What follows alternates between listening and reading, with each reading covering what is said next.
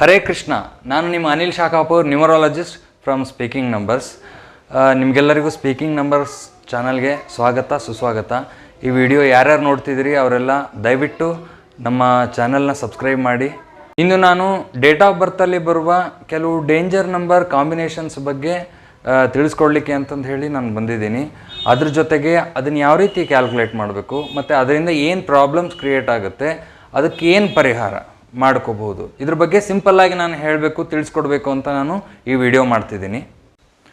ಇಲ್ಲಿ ನೋಡಿ, ನಾನು ಇಲ್ಲಿ ಕೆಲವು ನಂಬರ್ಸ್ನ ಬರೆದಿದ್ದೀನಿ. ಅಂದರೆ 1881, 2882, 3663, 4884, 2992 ಈ ಕಾಂಬಿನೇಷನ್ಸ್ ಡೇಟ್ ಆಫ್ ಬರ್ತಲ್ಲಿ ಬಂದರೆ ಏನು ಪ್ರಾಬ್ಲಮ್ಸ್ ಕ್ರಿಯೇಟ್ ಆಗುತ್ತೆ ಅನ್ನೋದನ್ನು ನಾನು ಮುಂದೆ ಹೇಳ್ತೀನಿ.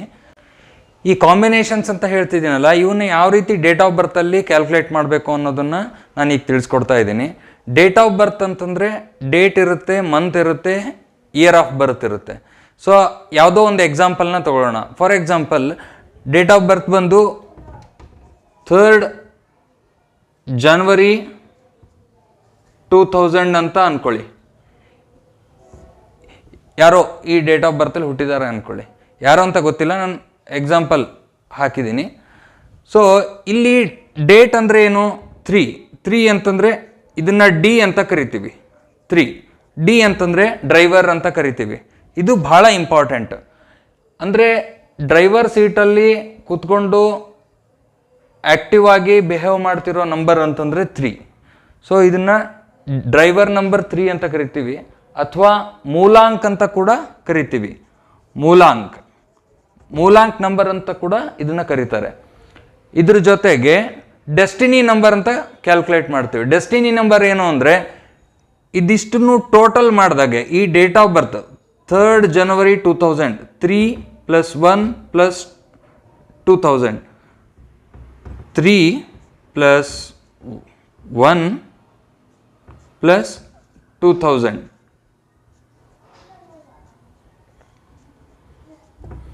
ಇದಿಷ್ಟನ್ನು ಟೋಟಲ್ ಮಾಡಿದಾಗ ಏನು ಬರುತ್ತೆ, ಅದನ್ನು ಕಂಡಕ್ಟರ್ ನಂಬರ್ ಅಂತ ಕರಿತೀವಿ, ಅಥವಾ ಮೂಲಾಂಕ್ ಅಂತ ಕರಿತೀವಿ. ಕಂಡಕ್ಟರ್ ನಂಬರ್ ಅಂತಂದರೆ ಸಿ. 3 + 1 = 4, 4 + 2 is 6, C = 6. ಸೊ ಈ ಡೇಟ್ ಆಫ್ ಬರ್ತಲ್ಲಿ ಡಿ ಅಂದರೆ ಡ್ರೈವರ್, ಮೂಲಾಂಕ್ ಏನಾಗುತ್ತೆ? 3 ಆಗುತ್ತೆ. ಭಾಗ್ಯಾಂಕ್ ಅಂತ ಕರಿತೀವಿ, ಅಂದರೆ ಡೆಸ್ಟಿನಿ ನಂಬರ್ ಏನಾಗುತ್ತೆ? 6 ಆಗುತ್ತೆ. 3 and 6 ಕಾಂಬಿನೇಷನ್ ನಾನು ಈಗ ಆಲ್ರೆಡಿ ತೋರಿಸಿದ್ದೀನಿ. 3 and 6 ಕಾಂಬಿನೇಷನ್ ಆಗಿರ್ಬೋದು, 6 and 3 ಕಾಂಬಿನೇಷನ್ ಆಗಿರ್ಬೋದು. ಕಾಂಬಿನೇಷನ್ ಅಂತ ನಾನು ಏನು ಹೇಳ್ತಿದ್ದೀನಲ್ಲ, ಆ ವರ್ಡ್ಗೆ ಅರ್ಥ ಈ ಮೊದಲನೇದು ಡೇಟ್, ಎರಡನೇದು ಟೋಟಲ್ ಡೇಟ್ ಆಫ್ ಬರ್ತನ್ನ ಆ್ಯಡ್ ಮಾಡಿದಾಗೆ ಲಾಸ್ಟಿಗೆ ಏನು ಸಿಂಗಲ್ ಡಿಜಿಟ್ ಬರುತ್ತಲ್ಲ, ಅದಕ್ಕೆ ಭಾಗ್ಯಾಂಕ್ ಅಂತ ಕರಿತೀವಿ. ಸೊ ಇಲ್ಲಿ ಕಾಂಬಿನೇಷನ್ ಅಂದರೆ ಡಿ ಆ್ಯಂಡ್ ಸಿ ಕಾಂಬಿನೇಷನ್ ಏನಾಗುತ್ತೆ? 3 and 6 ಕಾಂಬಿನೇಷನ್ ಆಗುತ್ತೆ. ಇವೆರಡನ್ನೂ ಡೇಂಜರ್ ಕಾಂಬಿನೇಷನ್ ಅಂತ ಹೇಳ್ತೀವಿ. ಈ ಥರ ಮೂಲಾಂಕ್ ಮತ್ತು ಭಾಗ್ಯಾಂಕ್ನ ಯಾವ ರೀತಿ ಕ್ಯಾಲ್ಕುಲೇಟ್ ಮಾಡ್ಬೋದು ಅನ್ನೋದನ್ನು ಇಷ್ಟೊತ್ತು ನೋಡಿದ್ರಿ. ಈಗ ಈ ಥರ ಕಾಂಬಿನೇಷನ್ಸ್ 1 and 8, 8 and 1, 2, 8, 8, 2 ಈ ಥರ ಕಾಂಬಿನೇಷನ್ಸ್ ಬಂದಾಗ ಏನು ಪ್ರಾಬ್ಲಮ್ ಕ್ರಿಯೇಟ್ ಮಾಡುತ್ತೆ ಅನ್ನೋದನ್ನು ನಾನು ಹೇಳ್ತಾ ಇದ್ದೀನಿ. 1 ಅಂದರೆ ಸೂರ್ಯ, 8 ಅಂದರೆ ಶನಿ.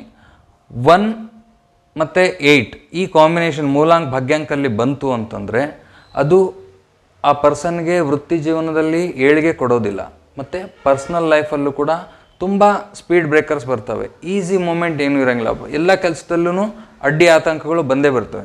ಅದೇ ರೀತಿಯೇ 2 and 8, ಆಮೇಲೆ 8 and 2 ಇದು ಕೂಡ ಅಷ್ಟೇ, ವೃತ್ತಿ ಜೀವನದಲ್ಲಿ ಏಳಿಗೆ ಕೊಡೋದೇ ಇಲ್ಲ.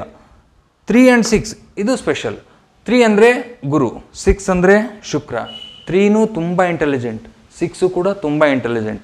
ಸೊ 3 ಹೆಂಗೆ ಅಂತಂದರೆ ಈ ಎರಡು ಕಾಂಬಿನೇಷನ್ ಪ್ರೊಫೆಷ್ನಲ್ ಲೈಫಲ್ಲಿ ಅಂದರೆ ವೃತ್ತಿ ಜೀವನದಲ್ಲಿ ತುಂಬ ಏಳಿಗೆ ಕೊಡುತ್ತೆ.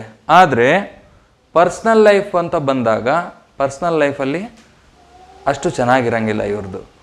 ಈಗ 3 ನಂಬರ್ ಇರೋರು ಅಂದರೆ 3ನೇ ತಾರೀಕಲ್ಲಿ ಹುಟ್ಟಿದವರು, 6ನೇ ತಾರೀಕಲ್ಲಿ ಹುಟ್ಟಿದವರು ಇಬ್ಬರು ಮದುವೆ ಆದರು ಅಂದ್ಕೊಳ್ರಿ. ಇವ್ರದ್ದೇ ರೂಟ್ ಬೇರೆ, ಅವ್ರದ್ದೇ ರೂಟ್ ಬೇರೆ. ಸೊ ಇವ್ರು ತಮ್ಮ ಪ್ರೊಫೆಷನಲ್ಲಿ ತಾವು ಬ್ಯುಸಿ ಆಗಿರ್ತಾರೆ. ಸೊ ಅಂದರೆ ಸಪ್ರೇಟ್ ಮಾಡಿಬಿಡುತ್ತೆ ಗಂಡ ಹೆಂಡ್ತಿನ. ಆ ಥರ ಪ್ರಾಬ್ಲಮ್ ಕ್ರಿಯೇಟ್ ಮಾಡುತ್ತೆ.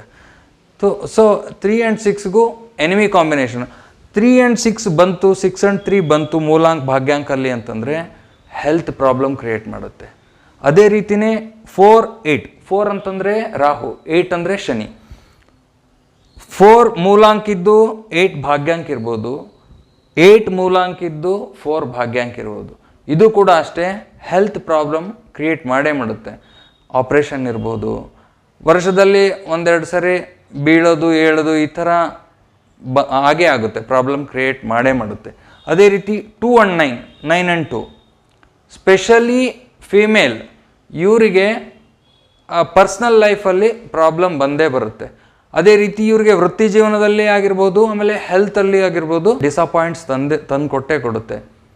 ಇದಕ್ಕೆ ಪರಿಹಾರ ಏನು ಅಂತಂದರೆ ಬೆಸ್ಟ್ ಬ್ಲಡ್ ರೆಮಿಡಿ ಮಾಡಬೇಕಾಗುತ್ತೆ. ಈ ಕಾಂಬಿನೇಷನ್ ಇರೋರು ವರ್ಷದಲ್ಲಿ 2 ಸರಿ ಬ್ಲಡ್ ರೆಮಿಡಿ ಮಾಡಬೇಕಾಗುತ್ತೆ. ಅದೇ ರೀತಿ ಇದನ್ನ ಪರಿಹಾರ ಹೆಂಗೆ ಅಂದರೆ ಅವರ ನೇಮ್ನ ಬ್ಯಾಲೆನ್ಸ್ ಮಾಡ್ಕೋಬೇಕಾಗುತ್ತೆ. ಅಂದರೆ ನೇಮಲ್ಲಿ ಸ್ವಲ್ಪ ಕರೆಕ್ಷನ್ಸ್ ಮಾಡಿಕೊಂಡು ಈ 1 ಇರ್ಬೋದು 8 ಇರ್ಬೋದು, ಈ ಕಾಂಬಿನೇಷನ್ನಲ್ಲಿ ಫ್ರೆಂಡ್ಲಿ ನಂಬರ್ ಯಾವುದಾಗಿರುತ್ತೆ ಇವೆರಡಕ್ಕೂ ಫ್ರೆಂಡ್ಲಿ ಅಂತಂದರೆ ನಂಬರ್ 5 ಆಗುತ್ತೆ. ಸೊ ಅವ್ರ ನೇಮ್ನ ಟೋಟಲ್ನ ನಂಬರ್ 5ಅಲ್ಲಿ ತಂದು ಅದನ್ನು ಯೂಸ್ ಮಾಡೋದ್ರಿಂದ ಇವರಿಗೆ ಸ್ವಲ್ಪ ರಿಲೀಫ್ ಸಿಗುತ್ತೆ. ಅದೇ ರೀತಿ ಯಾವುದೇ ಕಾಂಬಿನೇಷನ್ ಆಗಿರ್ಬೋದು, ಇದರಲ್ಲಿ ನೇಮ್ ಬ್ಯಾಲೆನ್ಸಿಂಗ್ ಮಾಡೋದು, ಆಮೇಲೆ ಇಯರ್ಲಿ ಪ್ಲ್ಯಾನೆಟ್ ಯಾವ್ದು ಬರುತ್ತೆ ಅದು ಪರ್ಸ್ನಲ್ ಇಯರ್ ಅಂತ ಕ್ಯಾಲ್ಕುಲೇಟ್ ಮಾಡ್ತೀವಿ. ಈ ವರ್ಷ ಯಾವ ನಂಬರ್ ನಡೀತಾ ಇದೆ ಅಂದರೆ ಆ ನಂಬರ್ ಅಂದರೆ ಆ ಗ್ರಹ, ಯಾವ ಗ್ರಹ ನಮ್ಮನ್ನು ರೂಲ್ ಮಾಡ್ತಾ ಇದೆ. ಅದೇ ರೀತಿ ಪ್ರತಿಯೊಂದು ಮಂತ್ಗೂ ಒಂದೊಂದು ಪ್ಲ್ಯಾನೆಟ್ಸ್ ಬರುತ್ತೆ, ಅದನ್ನು ಕ್ಯಾಲ್ಕುಲೇಷನ್ ಮಾಡಿನೇ ಚೆಕ್ ಮಾಡಬೇಕಾಗುತ್ತೆ. ಆ monthly planet remedy, yearly planet remedy ಇದನ್ನು ಮಾಡಿಕೊಂಡು, ಆಮೇಲೆ ಬ್ಲಡ್ ರೆಮಿಡಿ ಭಾಳ ಇಂಪಾರ್ಟೆಂಟ್. ಈ ಕಾಂಬಿನೇಷನ್ಗಳಿಗೆ ಬ್ಲಡ್ ರೆಮಿಡಿ ಭಾಳ ಇಂಪಾರ್ಟೆಂಟ್. ಯಾಕಂತಂದರೆ ಪ್ರಾಬ್ಲಮ್ ಯಾವ ರೀತಿ ಕ್ರಿಯೇಟ್ ಮಾಡುತ್ತೆ ಅಂದರೆ ಹಾಸ್ಪಿಟಲ್ದು ಲಿಂಕ್ ತರೋಂಗೆ ಮಾಡುತ್ತೆ. ಅಂದರೆ ಹಾಸ್ಪಿಟಲ್ಗೆ ಹೋಗಬೇಕು, ಅದೇ ರೀತಿಯೇ ಆ ಒಂದು ಪ್ರಾಬ್ಲಮ್ಸ್ನ ಸೃಷ್ಟಿ ಮಾಡುತ್ತೆ. ಸೊ ಇವನ್ನ ಡೇಂಜರ್ ಕಾಂಬಿನೇಷನ್ ಅಂತ ಕರಿತೀವಿ. 99% ಜನರಿಗೆ ಈ ಕಾಂಬಿನೇಷನ್ಸ್ ಬಂದಾಗ ಪ್ರಾಬ್ಲಮ್ಸ್ ಕ್ರಿಯೇಟ್ ಮಾಡೇ ಮಾಡುತ್ತೆ. ಇದಕ್ಕೆ ಪರಿಹಾರ ಮಾಡ್ಕೊಳ್ಳಿ. ನೀವು ಕಮೆಂಟ್ ಬಾಕ್ಸಲ್ಲಿ ಈ ಥರ ಕಾಂಬಿನೇಷನ್ ಬಂದವರು ದಯವಿಟ್ಟು ನೀವು ಕಮೆಂಟ್ ಮಾಡಿ. ಈ ಇನ್ಫಾರ್ಮೇಷನ್ ನಿಮಗೆ ಯೂಸ್ ಆಗುತ್ತೆ, ಹೆಲ್ಪ್ ಆಗುತ್ತೆ ಅಂತ, ಇಷ್ಟ ಆಗಿದೆ ಅಂತ ತಿಳ್ಕೊಂಡಿದ್ದೀನಿ. ದಯವಿಟ್ಟು ಲೈಕ್ ಮಾಡಿ, ಶೇರ್ ಮಾಡಿ, ಕಮೆಂಟ್ ಬಾಕ್ಸಲ್ಲಿ ನಿಮ್ಮ ಅಭಿಪ್ರಾಯವನ್ನು ತಿಳಿಸಿ. ಹರೇ ಕೃಷ್ಣ.